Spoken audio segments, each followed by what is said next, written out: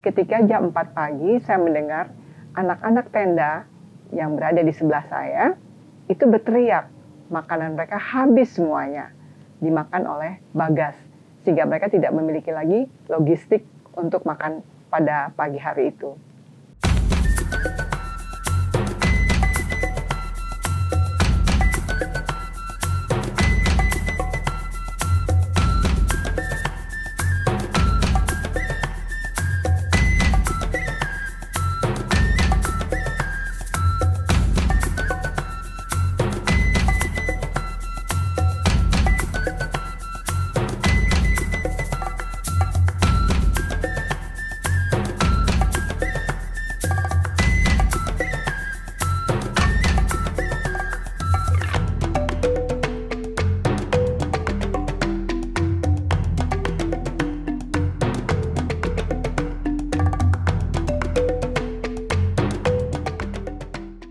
Assalamualaikum warahmatullahi wabarakatuh.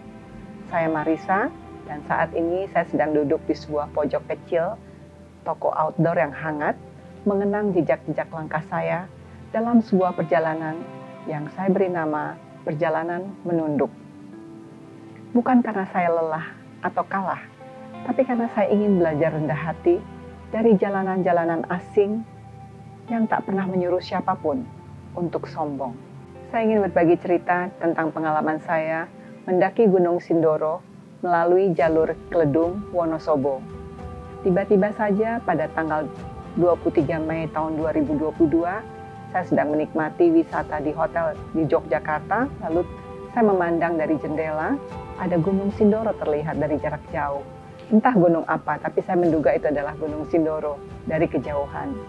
Lalu ketika turun ke lobi, saya berpikir, saya harus naik gunung itu. Dan akhirnya saya menuju ke Wonosobo untuk mendaki Gunung Sindoro dalam keadaan apa adanya, tanpa rencana apapun. Gunung Sindoro saya naiki waktu itu pada hari mulai sore menjelang sore dan tidak ada pendaki lainnya. Ketika azan maghrib, saya tiba di pos 3. Kebetulan sudah ada yang membantu saya untuk mendirikan tenda. Hanya ada 2 tenda di pos 3. Tenda saya, single tent, dan satu lagi adalah tenda mahasiswa dari Yogyakarta. Mereka tertawa-tawa, mereka berbincang-bincang dengan gaya khas anak muda, sementara sudah waktunya saya untuk tidur. Tapi ketika malam hari, pukul 1, saya mendengar ada sesuatu yang berkeliling di sekitar tenda saya. Saya nggak tahu apa, tapi ketika dia mendengus, saya tahu itu adalah Bagas, babi hutan. Karena saya sudah menyelesaikan makanan saya dan tidak ada sisa makanan apapun di dalam tenda, saya cukup tenang untuk tidur kembali di dalam tenda. Dan apa yang terjadi ketika jam 4 pagi saya mendengar anak-anak tenda yang berada di sebelah saya itu berteriak, makanan mereka habis semuanya, dimakan oleh Bagas, sehingga mereka tidak memiliki lagi logistik untuk makan pada pagi hari itu. Pelajaran berharga yang saya peroleh dari kejadian malam itu adalah bahwa jangan biarkan makananmu berantakan di sekitar tenda. Bersihkanlah ketika kamu selesai dan akan tidur. Karena kalau tidak dibersihkan atau tidak dirapihkan kembali kepada tempatnya, maka akan datang Bagas-Bagas Gunung Sindoro ataupun gunung-gunung di sekitarnya untuk datang memakan makanan-makananmu. Bagas-Bagas di sekitar Sindoro itu tidak main-main ukurannya. Paling kecil yang saya tahu adalah 80 cm dan paling besar panjangnya adalah 1 meter. Lumayan untuk menghabiskan makanan satu tenda. Itu yang dapat saya pelajari. Pada pukul 5 pagi setelah sholat subuh, ketika anak-anak di tenda sebelah masih bertengkar, saling menyalahkan siapa yang tidak membereskan makanan, siapa yang tidak merapikan logistik dan lain-lain, saya berangkat menuju puncak.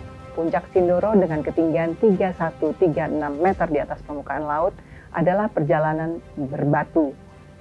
Di mana setelah melewati hutan dari pos 3, itu adalah sepenuhnya jalan berbatu. Tidak mudah bagi saya berjalan sendirian menuju ke pos 4 Watu Tatah, walaupun perjalanan itu dapat saya tempuh sekitar 3 jam. Ketika saya sampai di puncak, saya masih sempat melihat pemandangan yang indah dari kaldera Puncak Sindoro, tapi ini hanya berlangsung beberapa menit. Setelah itu, uap balerang memenuhi semua kaldera dan yang terlihat adalah tembok putih semata. Tapi saya menikmati perjalanan ke Sindoro karena saat itu gunung benar-benar sepi dan anak-anak di pos 3 yang masih meributkan makanan yang hilang dimakan Bagas itu belum naik ke puncak. Menyenangkan berada di gunung sendirian dan tidak menakutkan. Karena apa? Karena pemandangan di sekitar Sindoro sangat indah. Itu saya gambarkan perjalanan itu di dalam buku saya, Bila Mimpi Punya Warna. Walaupun perjalananku mencapai puncak Sindoro cukup impulsif, karena itu terdorong oleh rasa ingin menanjak gunung ketika saat di Jogja, tapi paling tidak aku tetap memiliki persiapan untuk mendaki gunung. Apa persiapannya? Aku memiliki pakaian pendakian, aku membawa ransel sendiri, dan aku membawa trekking pole yang aku siapkan ketika menuju ke Jogja waktu itu, walaupun belum berniat untuk naik gunung. Jadi, walaupun aku pergi sendiri dan impulsif menuju gunung, tapi bukan tanpa persiapan. Aku memiliki persiapan yang cukup untuk melakukan pendakian Gunung Sindoro. Dan itu meneguhkan hatiku untuk percaya diri. Setelah turun dari puncak, aku pun pulang sendirian hingga sampai ke base camp Keledung. Aku tetap merasa aman dan nyaman. Kenapa? Karena suasananya nyaman, pendakian itu sepi, dan aku yakin bahwa gunung saat itu juga aman untukku berjalan pulang. Karena situasinya cahaya matahari masih ada dan aku sampai di base camp ketika matahari sore masih bersinar dengan terang benderang. Untuk teman-teman yang melakukan pendakian gunung yang terlihat mungkin seperti impulsif, tapi biasakanlah untuk mempersiapkan segala sesuatunya dengan sebaik-baiknya. Karena gunung bukan untuk tempat bermain, tapi gunung adalah sesuatu yang harus direncanakan. Baik itu dengan hati, pikiran, maupun persiapan teknis.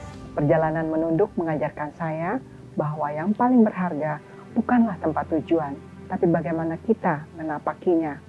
Bahwa manusia tidak perlu menaklukkan dunia. Cukup berdiri bersisian dengannya, sambil menunduk, belajar, menerima, dan memahami. Maka mari terus melangkah, bukan untuk mencari sensasi, tapi untuk mengasah empati dan mengenal diri kita yang sesungguhnya. Saya Marisa, terima kasih sudah menyimak. Wassalamualaikum warahmatullahi wabarakatuh.